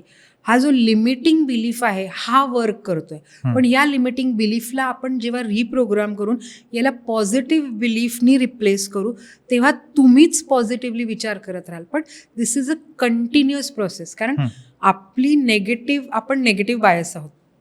प्रत्येक गोष्ट जेव्हा आपल्या आयुष्यात किंवा आपल्या समोर येते, तेव्हा ती गोष्ट आपण कसं नाही करू शकत याच्यावरच आपले 4 विचार असतात. आणि ती कशी करू शकतो याच्यावर फक्त एकच थॉट असतो मे बी. सो कधीही ते 4 विचार त्या एक थॉटला ओव्हरपॉवर करणारच. करेक्ट. म्हणून आपल्याला कंटिन्युअसली स्वतःला तो पॉझिटिव्ह थॉट फीड करणं गरजेचं आहे. आणि ते आपण ॲफर्मेशनच्या थ्रू करू शकतो. त्याच्यासाठी एक बेस्ट ॲफर्मेशन म्हणजे काय की आपण हा पूर्ण दिवस पण करू शकतो, किंवा सकाळी उठल्या उठल्या जस्ट जेव्हा आपण ब्रश करतो तेव्हा आपण काहीच करत नसतो. कारण ब्रश करताना आपण फक्त स्वतःला सतत फीड करत राहायचं की every day in every way I am getting better and better. हा एक मंत्र आहे आणि इट वर्क्स वंडरफुली. कारण आपण काय म्हणतो की आपली ही जी सेल्युलर बॉडी आहे त्या प्रत्येक सेलमध्ये आपण कुठली एनर्जी देतोय आत्ताला की मी हे नाही करू शकत आहे, त्याच सेलला आपण काय एनर्जी देणार की every day in every way I am getting better and better. आत्ताला जरी मी नाही आहे, बट प्रत्येक येणाऱ्या दिवसासोबत मी आणखीन बेटर होतोय किंवा होते आहे. ही इन्फॉर्मेशन किंवा ही ॲफर्मेशन जेव्हा आपण आपल्या आतमध्ये पेरणार, तर त्याचे रिझल्ट्स आपल्याला बाहेर दिसणार. कारण जेव्हा आपण एनर्जीचे नियम डिस्कस केले की लॉ ऑफ रेझोनन्स म्हणजे लाईक अट्रॅक्ट लाईक, की आपण ज्या इमोशन्स आपल्या आतमध्ये त्याच इमोशन्स आपल्या बाहेरच्या जगात रिफ्लेक्ट होतील, दिसतील, किंवा तसे प्रसंग, तशा व्यक्ती ते आपल्यासमोर येतील. सो जेव्हा आपण आपल्या आतमधली रियालिटी चेंज करणार आहे, तर आपली बाहेरची रियालिटी चेंज होईल. ओके. सो मी सगळ्यांना हेच सांगते की हे जे बाहेरचं जग आहे that just a reflection of your inner world. म्हणजे काम करायची गरज कुठे, आपल्या आतल्या जगात. आणि जेव्हा आपण आपल्या आतल्या जगात काम करणार तेव्हा ते बाहेरच्या जगात रिफ्लेक्ट होईल. पण हा कॉन्सेप्टच माहीत नाही आहे. जसं आपण डिस्कस केलं की 98% people don't know this unconventional way.